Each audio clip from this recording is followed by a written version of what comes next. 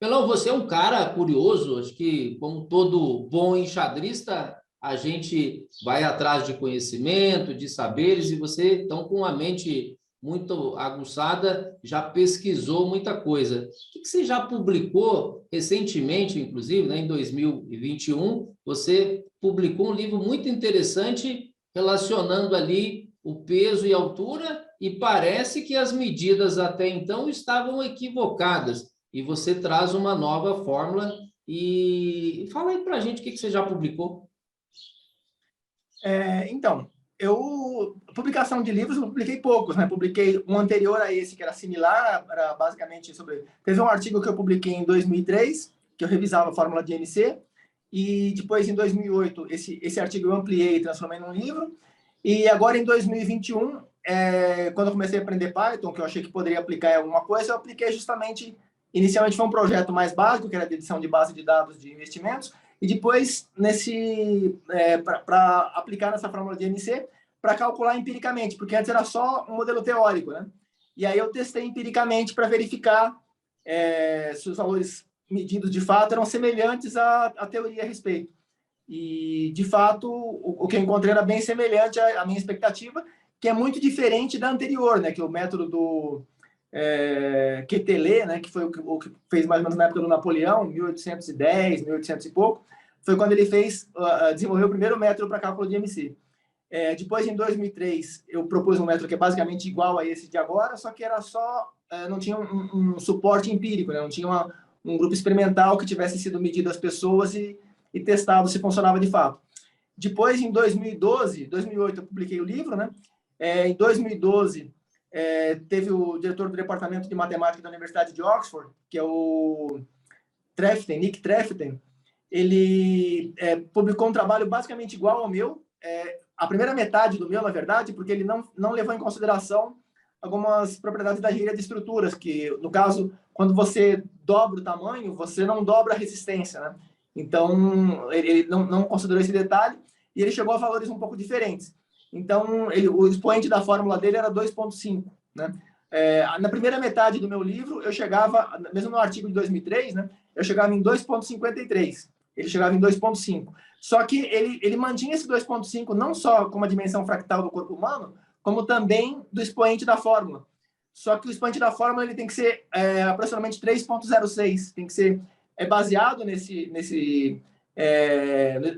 na dimensão fractal, mas não é a própria dimensão fractal, né? E ele considerava como se fosse a própria dimensão fractal. Só que não dava para saber exatamente se ele tinha razão ou não, porque não tinha uma medida de um grupo real de pessoas para constatar qual era o valor correto, né? E aí, em 2021, eu peguei várias amostras, né, de vários grupos de pessoas que têm diferentes fontes, inclusive uma das maiores amostras, tem mais de 300 mil pessoas, né? E o resultado medido foi 3,14, né, 3,144, que é muito próximo do valor que eu tinha estimado em 2003, que era 3,06, e bem diferente da estimativa dele de 2,5, né? E aí ficou bastante claro que minha estimativa estava mais próxima da correta. E a anterior do MC era 2,0, né? O MC considerava 2. 2 com certeza estava errado, porque é como se o corpo humano fosse uma estrutura de 2 dimensões, o que não faz o menor sentido, né? 2 dimensões seria uma folha de papel, um plano, né? Então não faria o menor sentido. E quanto a outras publicações, em livros eu não tinha publicado nada. Esse foi o primeiro livro que eu publiquei. Embora eu já tivesse escrito alguns, inclusive cheguei a participar de escrever em concursos, mas não cheguei a publicar o livro por não ter ganho o concurso, né?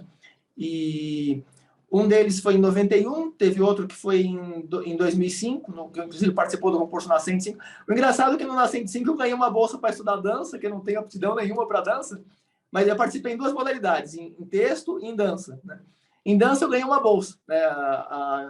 A bailarina Cláudia de Cara, que era do professor Ismael, que era uma das melhores academias, talvez a melhor academia de São Paulo, ela ficou impressionada porque eu praticava artes marciais, então eu fazia algumas acrobacias e tal, né? E aí ela elogiou bastante e tal, e acabou me convidando para estudar de graça na academia do professor Ismael. Mas em texto eu acabei não ganhando, porque eu esperava que fosse talvez ter chance em texto, mas em texto eu não cheguei nem para finalista, né? Em texto eu acabei não indo bem. E publiquei artigos, né? Assim, artigos não em revistas, mas geralmente em sites, né? Publiquei artigos porque acho que uns 1.600, 1.700 artigos mais ou menos. sobre diferentes temas científicos, filosóficos, né, educacionais, culturais, uma grande variedade de temas diferentes. E teve também sobre xadrez, né? Teve na Chessbase, no Chessbase Magazine, eu cheguei a publicar, eu acho que umas 50 análises mais ou menos, no Mega Database, umas 250 mais ou menos, e no Informador, né, no Swarovski Informator, teve umas 20 e poucas, acho que um pouco mais, talvez umas 25 análises, e teve aquele site Super Xadrez Pan-Americano, né, tive umas 200 e poucas também, Caísse Café, mas aí foram mais insights, né, assim, e acho que é basicamente isso, assim, em relação a publicações anteriores, e esse do IMC, eu não cheguei, infelizmente, o atual não chegou aqui tem alguns trechos do livro de IMC, não sei se aparece aí. Aqui um pouco sobre fractais. Ele acabou ficando, embora ele trate da fórmula de IMC, ele tem um conteúdo bastante diversificado, né? Ele trata de vários tópicos relacionados à estatística, principalmente, teoria da medida, método científico. E outro ponto que eu acho interessante sobre esse livro é que nesse processo de pesquisa de base de dados para verificar a eficiência do método, eu deparei com uma quantidade muito grande, muito alarmante de fraudes, né? Inclusive fora do Brasil.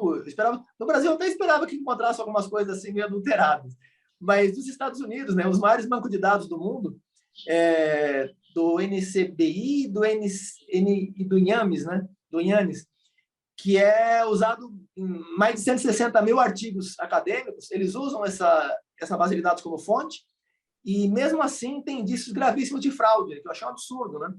Porque, por exemplo, para determinar os limites, aqueles exames que você faz em laboratório de nível glicêmico, de triglicérides, de TSH, né? Todos os exames que você faz em laboratório, geralmente eles tomam por referência essa base de dados do IAMES. Então, eu imaginava que fosse bastante confiável. E, na verdade, quando você pega a base, no começo, realmente, ela aparece. Quando você começa a examinar os dados, eles parecem confiáveis. Mas, quando você chega a um certo nível de profundidade de detalhe, ele começa a apresentar evidências que a probabilidade de que aquilo fosse correto é menor que 1 em 12 trilhões, assim, uma coisa bem... A probabilidade de que aqueles dados sejam provenientes de uma amostra verdadeira de pessoas é baixíssima. É muito menor do que ganhar na Mega Sena 2 vezes seguidas, né? Então, é uma probabilidade praticamente quase zero, né? O risco de que aquilo seja fraude é altíssimo, né? O indício de que seja fraude é extremamente alto. E isso eu achei muito preocupante, porque são muitos bancos de dados com esse tipo de problema. Alguns são bem evidentes. Você começa a analisar, você já depara... Por exemplo, tem alguns, no caso do Brasil, você começa a examinar os dados, vou até mostrar um exemplo aqui, que é bem visual. Você começa a examinar os dados, você já percebe que tem problemas graves. Mas tem outros que são mais sutis, né? Deixa eu... Eu devia ter deixado a página marcada, mas como eu não imaginava que ia tocar exatamente nesse ponto, não... Aqui é um exemplo de uma amostra de dados que não tem indícios graves de fraude, né? Uma base de dados que parece... Você vê os dados, eles se distribuem mais ou menos como uma elipse, né? Eles formam mais ou menos uma elipse. E aqui, os dados encontrados numa das bases de dados, uma das grandes bases de dados do Brasil, né? Então, você percebe que tem vários... Está saindo do foco, né? Mas dá para ver, tem umas flechinhas apontando, não sei para vocês que está parecendo maior. Então, quer dizer, aqui tem a linha principal, e aqui esses aqui representam, por exemplo, alturas de pessoas com 1,20 m de altura, né? Quer dizer, tem uma quantidade gigantesca de pessoas com 1,20 m de altura que muito provavelmente não existiram, foram dados inventados e simplesmente acrescentaram dados que não existiam nessa base de dados. Então, tem algumas que os indícios de fraude são muito fortes, né? Você olha nos dados e você já percebe que tem alguma coisa errada. No caso desses dos Estados Unidos, é bem mais difícil de identificar, tanto é que passaram batido durante décadas, né? Eles continuam sendo usados, tem mais de 160 mil artigos que usam como referência esse banco de dados sem que eles identifiquem os indícios de fraude. E acho que esse é um dos pontos importantes da denúncia também, né? Desse indício de fraude, inclusive para que parem de utilizar como referência e para que comecem a filtrar e para que as próprias entidades que disponibilizam esses dados façam uma investigação, né? E evitem que continuem propagando essas informações incorretas, que são usadas para muitas finalidades ligadas à saúde, que são extremamente importantes. Todos os laboratórios do mundo utilizam, né, inclusive no Brasil, utilizam para referência Se você faz um exame e vai determinar se você tem diabetes ou não, eles vão usar como referência essa base do IAMS, né? Aqueles intervalos acho que 40 a 110, né, que vão ver dentro daquele intervalo. Esse intervalo, a determinação desse intervalo é calculada com base nessa base de dados. E todos os outros exames que a gente faz, geralmente, são baseados nisso. Então, seria muito importante que tivessem corretos, né?